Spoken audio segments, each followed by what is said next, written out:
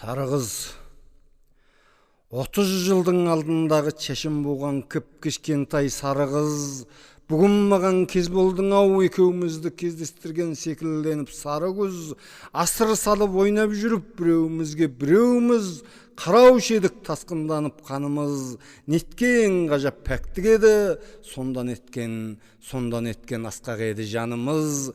Балғын едің кезіп жүріп сезімімнің тереңін, желкілдетіп әппақ таза балалықтың желегін, қолымдағы тастың санын табамын деп көзің жұмып ойланып, ішімдегі жан сырымды тауып кеткен дәншіпан қыз сен едің. Енді бүгін кез боп қалсақ, көзімізге жалын емес жас келді. Сен дойландың, мен дойландым, ұрпағымыз жанымыздан тас терді.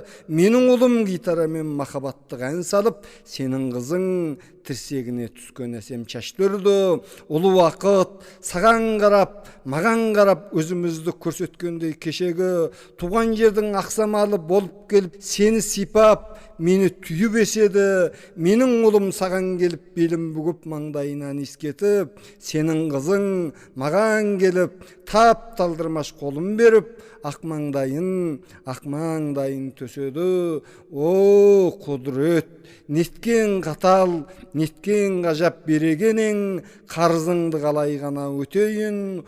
Қуанам ба, жұбанам ба нетейін. Күйеуіңді қызғандырып тағы да бір, сен тесілші менің ойлы көзіме, әйелімнің кеудесіне от жандырып, мен де саған қарай кетейін. Екінші өлең.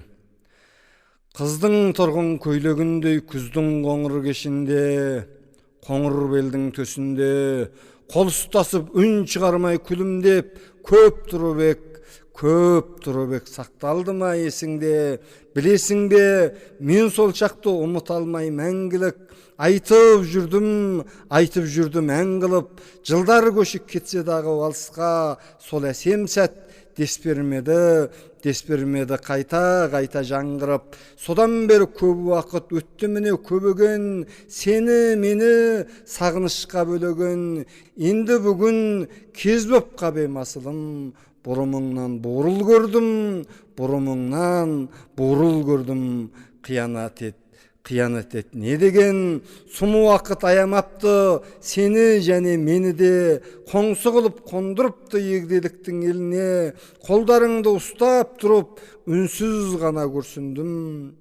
Шыға алмадым төріңе, сен де менің әлпетіме үнсіз ғана қарадың да бетімдегі көп тыртықты жанарыңмен жамадың. Өксігендей бүлкілдеді тамағың, не ойладың? Жә болды, айтпай-ақ қой, мен түсіндім қарағым. Өлеңді жазып оқыған Байыт Қабанұлы.